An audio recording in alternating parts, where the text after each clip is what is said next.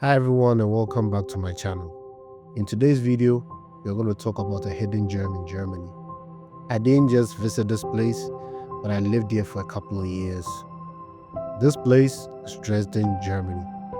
From stunning architecture and cultural gems to the challenges of living there as a black man in this former East Territory of the DGR, this is my honest take on life in Dresden.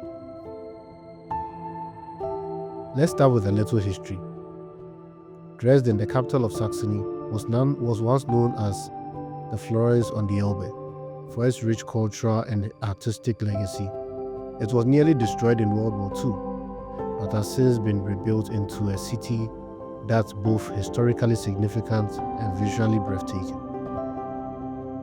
One of my favorite places in the city is the Swinger Palace, a Baroque masterpiece that houses some incredible art collections. Not far from there is the Dresden Green Vault, home to one of the oldest and richest treasure chambers in Europe. Imagine centuries of old jewels, golden figurines, and intricately crafted objects that feel like they belong in a fantasy film. Now, there's an interesting story about this place. Around November of 2019, thereabout, I woke up and I found the city to be locked down. Nobody was going in and out. The Dresden Green had been robbed. Just a lot of priceless jewels were taken away, and it has never been found till this day. Some of the perpetrators were caught later on, but they didn't recover any of the jewels. And funny enough, I was just home one day watching the Blacklist episode, and I realized they even made an episode on it. It's pretty interesting. The Elbe River runs through the city and offers scenic boat tours that are perfect for warm summer days.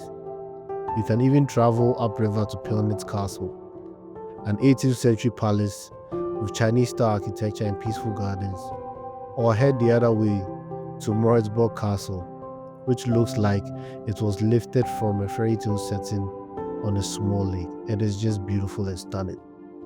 However, on one of my journeys there to Moritzburg, I had a very unpleasant experience. So we had friends visit from other countries and we decided, why don't we just show them around Dresden? So we decided to take them to Moritzburg and other castles around. Now on that day, we bought a daily ticket because our friends were around. We wanted to show them most of Dresden and the beautiful architecture of the city. Now, before we boarded the bus, you could see the bus driver looking at us in a weird way, and he looks at our ticket and he says something in German. Mind you, around this time, my German was not great. So my friends and I get into the bus. We go and sit at the back. We are just sitting, talking, conversing, laughing.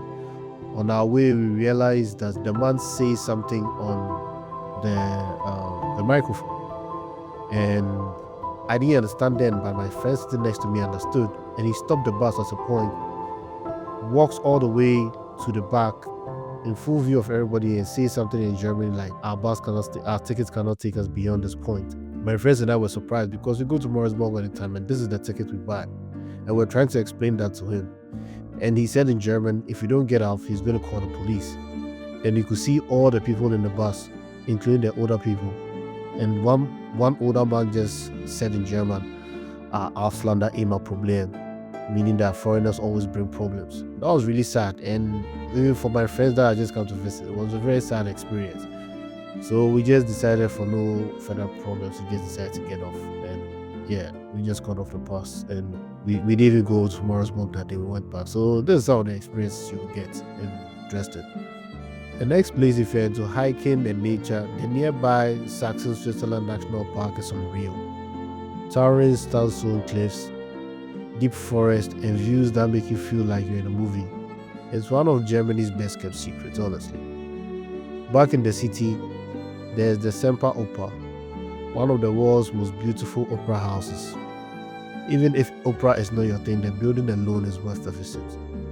Then, in the center of the city is the Große Garden, Dresden's largest park. I spent a lot of time here, and I think it's just an amazing place if it will ever be allowed to be used as a wedding venue or just to take wedding photos. It would just be amazing. It's a place you can easily relax and watch people bike and picnic and just chill during the summer. Food-wise, Dresden has its specialties.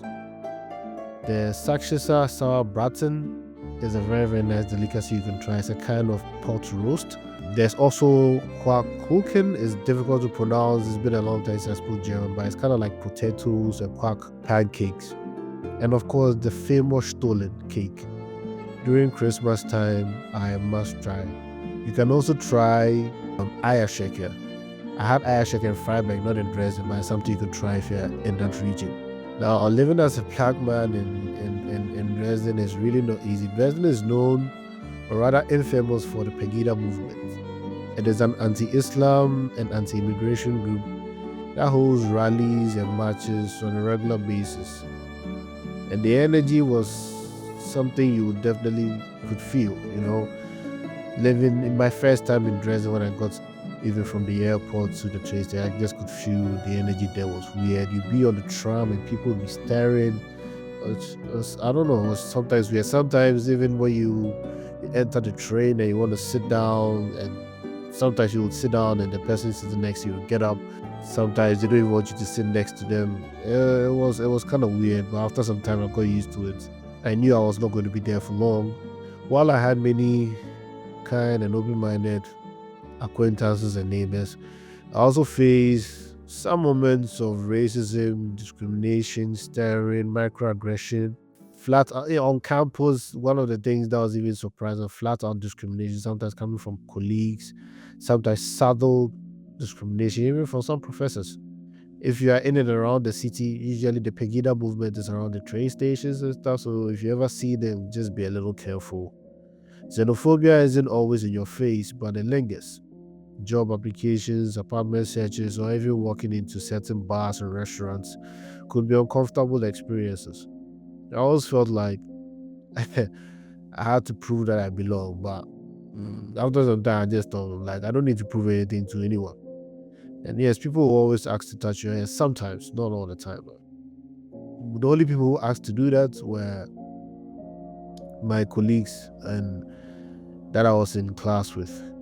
Another lesser known fact is the fact that Dresden still has unexploded World War II bomb buried beneath it. Every few months, when I was there at least, some neighborhoods would be evacuated when one was discovered, and it's a strange reminder of the city's past.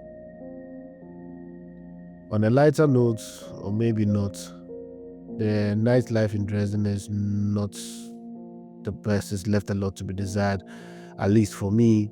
Sure, there are some clubs in Neustadt, student parties, beer gardens, but I often found the scene boring and monotonous, not particularly diverse, just drinking and people staring, sometimes unwelcoming. If you're used to a lively multicultural nightlife, like in New York, Prague, Copenhagen, Dresden is not for you. Maybe you could try Berlin or even Leipzig, but even though those ones has their own scenes, that's something for a different video. Despite the challenges, my time in Dresden taught me some valuable lessons. It shaped me in a way. It taught me resilience, appreciation for quiet beauty, and how to hold space in places not made for me. If you're black and thinking of living or visiting in Dresden, I suggest you actually visit the place first, keep an open mind, but go prepared. It's not Berlin, but it has a story worth exploring. So on that note, I would have to give Dresden a mark out of 10, a rating out of 10. Considering the architecture of the place, the culture of the place, the food, things to do, the people. When it comes to things to do, honestly, you need just a weekend to explore Dresden. But overall, my experience there, I'm not going to give it anything more than a 5. I'm going to give it a 4 out of 10. One experience I didn't even talk about is the fact that sometimes, I remember there was one time I realized when you're even on the train or on the tram, when the conductors or the people who check the tickets come, they usually go straight to you, the black person, and they check your ticket with extra scrutiny for no reason.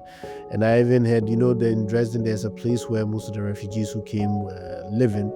And I realized or heard that where they live, even sometimes the people who check the tickets actually go there just to make sure or check or give extra scrutiny to the refugees who are there, assuming they would even pay for their tickets. So, on that human cordial note, it's honestly not the best. So, I'm going to give Dresden a 4 out of 5, a 4 out of 10, sorry. Unfortunately, some of you may agree or not agree. If you've been to Dresden before, kindly let me know your experience in the comments below. If you agree, let me know why. If you don't agree, let me know why. Let me know of your experiences.